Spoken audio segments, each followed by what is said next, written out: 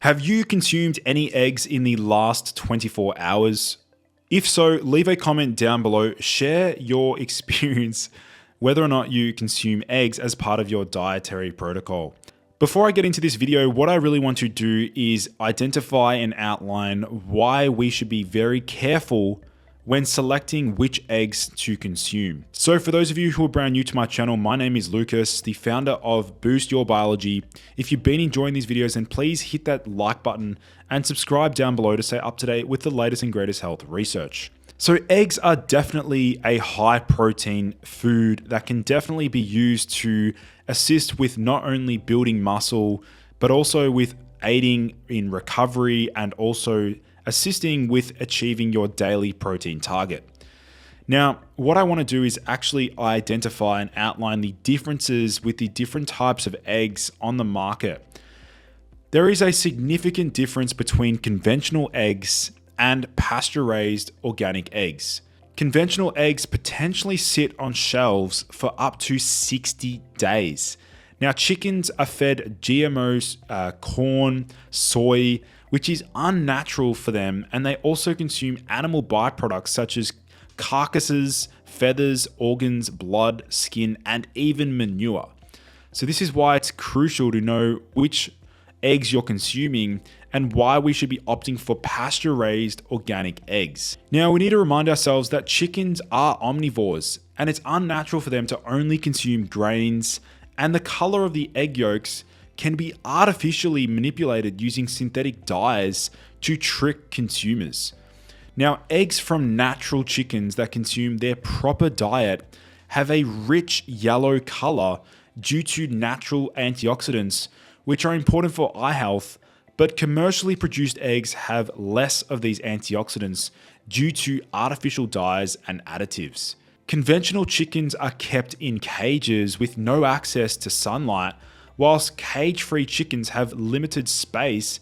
Free-range chickens have slightly more space and limited outdoor access, and pasture-raised chickens have the most space and are allowed to forage for bugs and worms. Now, we want to be buying antibiotic-free or organic pasture-raised eggs to avoid consuming antibiotics and other harmful substances used in conventional egg production. Now, here's a gentle reminder. Chicken eggs that are labeled as omega-3 enriched may not have a reliable source of omega-3s. So it's better to focus on pasture-raised organic eggs and consider raising your own chickens for more satisfying and delicious eggs. So leave a comment down below. Do you pay attention to the quality of the eggs that you purchase? Or do you notice a difference in taste and the effects? Do you notice a difference in digestibility? Leave a comment down below. I'd love to get your thoughts. There is a lot of information that I present here on my YouTube channel.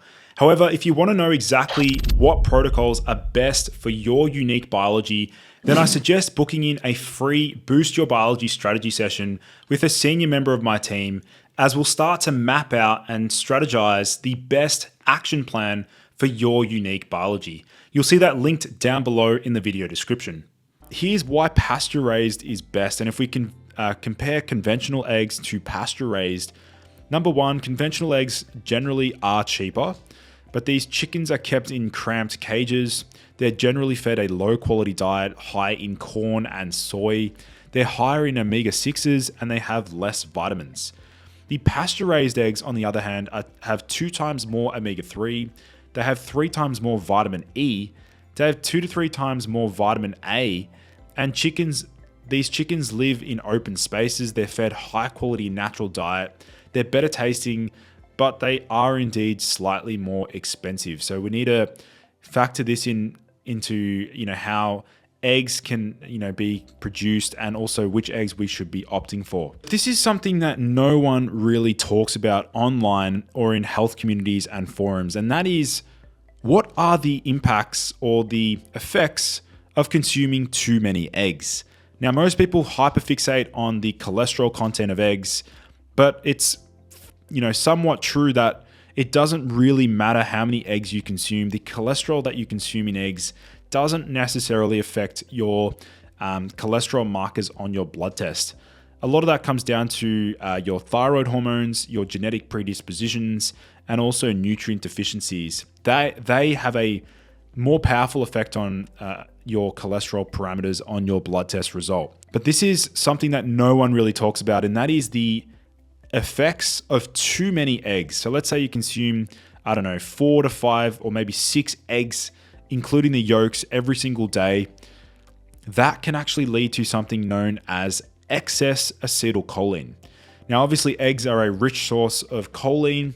It can act as a choline precursor, but this is what happens when you consume too much choline and you get the symptoms of excess acetylcholine.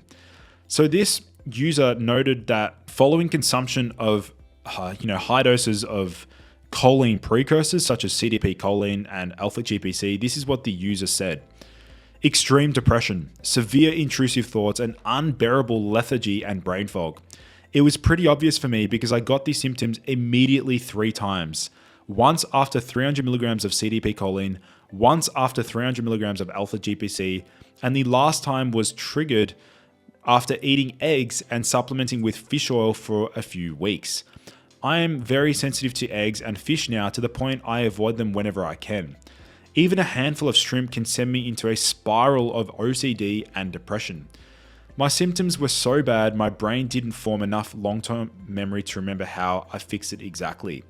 I think I solved it with lots of Benadryl and dopamine serotonin promoting substances like ginkgo biloba, rhodiola, panax ginseng, etc. I'd recommend staying away from choline like the plague. It was too easy to overdo and was too difficult to fix once you overdo. Took me nearly half a year to fully recover. So obviously that's an extreme case, but he said there are several threads on longevity you can find by Googling choline depression longevity. Those threads have a good wealth of helpful information. This next user said, anyone else get intensely depressed after taking choline? So he said, when I first started taking choline, I noticed I got extremely depressed for days after, like complete mental breakdown, suicidally depressed. I thought it was a fluke and maybe other life stresses got me to that place, but it was so abrupt and not like my normal behavior and coincided exactly with my choline use and ceased after stopping it. So recently I started taking it again, still not convinced it was the cause, and the same exact things has started happening. I was writing a suicide note despite everything in my life being relatively okay, when suddenly I remembered I'd been taking choline, and then I stopped myself thinking I must be temporarily out of my mind again because of this drug, and had to hold off on making any kind of decisions like that until it's out of my system. Is this really possible, or am I just a basket case shifting blame on a harmless supplement? I tend to be extremely sensitive to medications and drugs in general, so I don't know. Now, this is obviously an extreme case of choline overdose and someone who's highly sensitive to the effects of too much acetylcholine. But this is something that can also be noticed if you have a number of eggs each day. If you're consuming maybe like 5 to 6 eggs every single day and you're sensitive to excess acetylcholine, does this have a flatlining effect on your mood? Does it make you depressed? Leave a comment below. There's a lot of anecdotal evidence online on Reddit where users who are taking alpha GPC, CDP choline, or other choline donors, they notice that too much acetylcholine can actually leave them feeling flat and depressed. So this is something we just really need to watch out for and just pay attention to. And this is something that I've noticed if I have let's say 5 to 6 eggs every single day for like 4 to 5 days straight, over time, I will start to notice a decline in mood. This is just something to be aware of, and a reminder as far as eating eggs go, we should be opting for pasture-raised organic eggs. That's pretty much it from me today. Hopefully you learned something in this video. I look forward to seeing you guys in the next video.